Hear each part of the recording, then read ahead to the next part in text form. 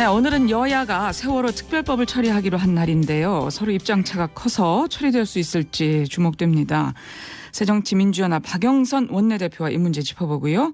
더불어 새롭게 출범한 새누리당 김무성 후보에 대한 평가, 또 2주 앞으로 다가온 730 재보선 승리 전략까지 말씀 들어보도록 하겠습니다. 박 대표님 나와 계시지요? 예, 안녕하세요. 예. 일단 길게 답변하실 것 같지 않습니다만 먼저 여쭤보겠습니다. 새누리당이 네. 변화를 택했다 이런 분석 많은데요. 김무성 네. 대표의 등장 어떻게 평가하세요? 네, 일단 신임 대표에게 축하 인사를 드립니다. 변화를 택했다는 데 대해서 저도 국민의 한 사람으로서 기대감이 있고요. 또 상대 당이 변해야 함께 이제 그 새로운 대한민국을 만들 수 있으니까 정말 변했으면 하는 그런 기대감이 있습니다.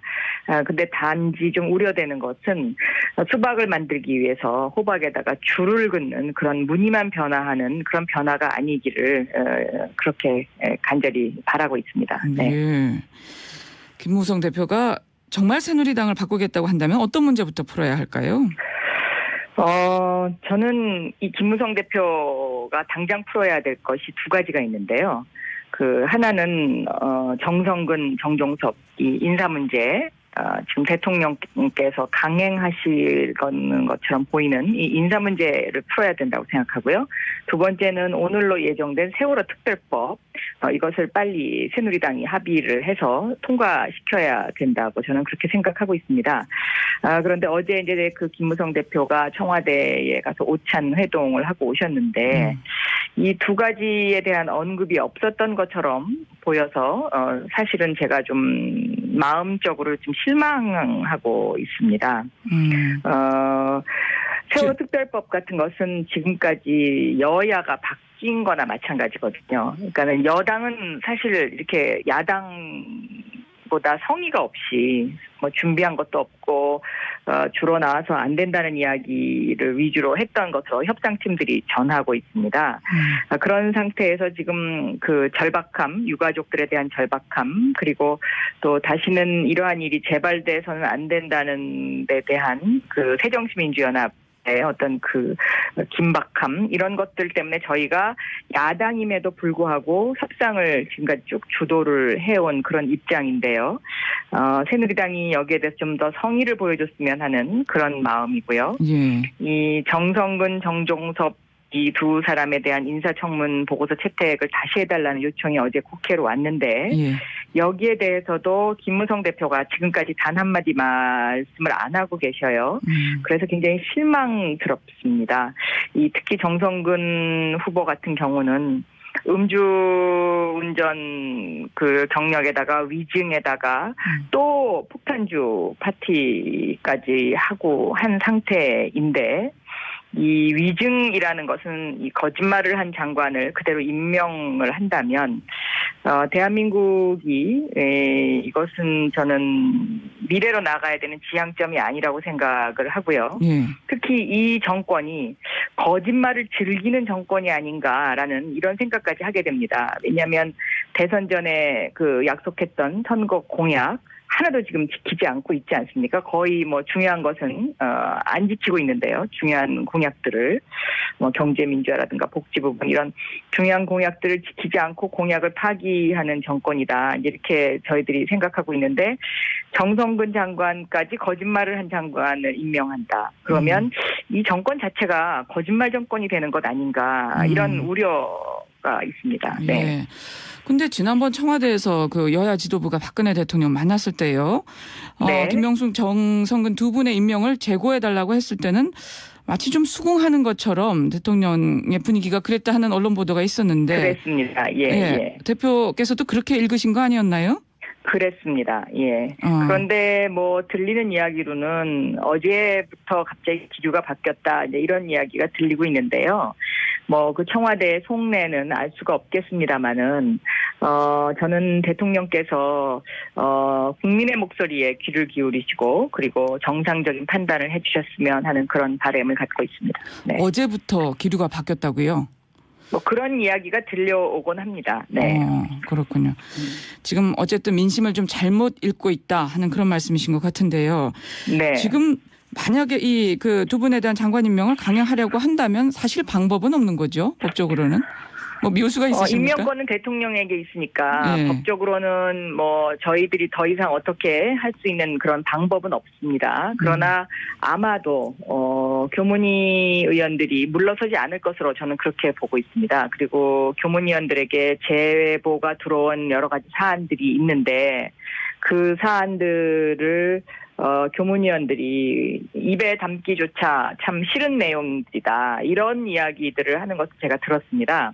그래서 그런 부분도 오늘 국회에 들어가게 되면 또 교문위원들과 의견을 나눠볼까 생각하고 있습니다. 지금 교문위원들에게 여러 가지 제보가 들어오고 있다.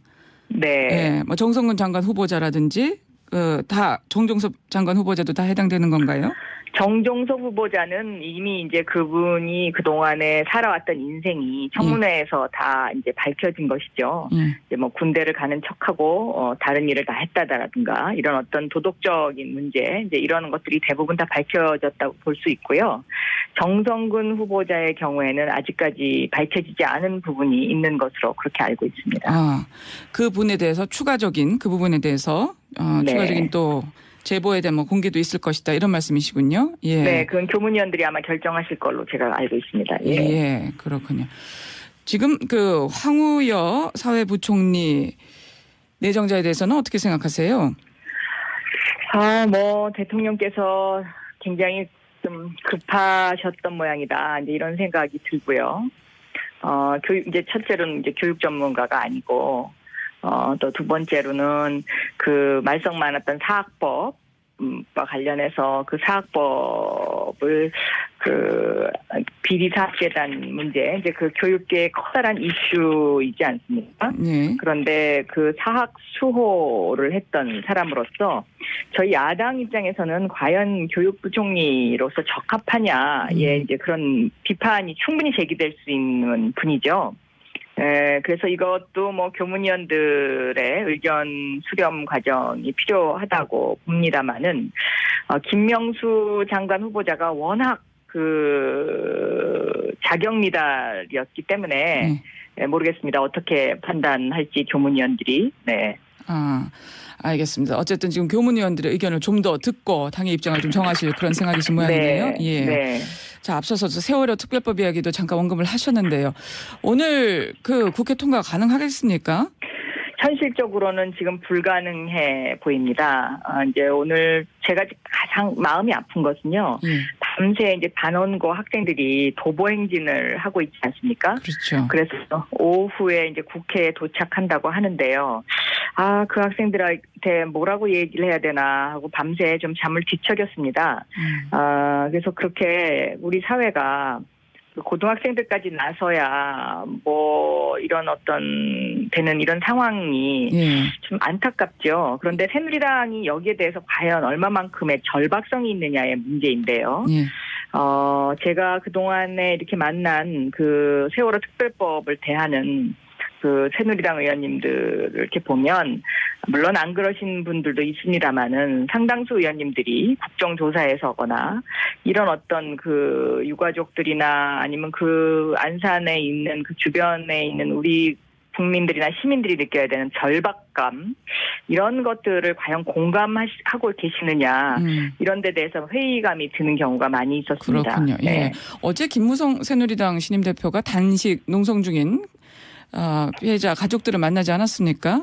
여기에 대해서는 좀 뭔가 기대가 있으시지 않나요? 새로운 대표가 되셨으니까 이 부분에 있어서 좀 더 제가 보기에는 김무성 대표께서 집중하셔야 되는 것 아닌가 이렇게 생각이 듭니다. 물론 대표 선거 때문에 그동안 신경을 못 쓰셨겠지만 이제라도 좀 더 그 유가족들에게 정말 진심 어린 마음으로 그리고 또 부모의 마음으로 새누리당이 이 문제를 해결하는 데 나서 주셨으면 하는 간절한 바람을 제가 갖고 있습니다. 예. 자, 대표님 지금 730 재보선 얘기 잠시 시간 없지만 좀 나눠야 될 텐데 네. 지금 전국 판사 어떻게 읽고 계세요? 쉽지 않은 선거입니다.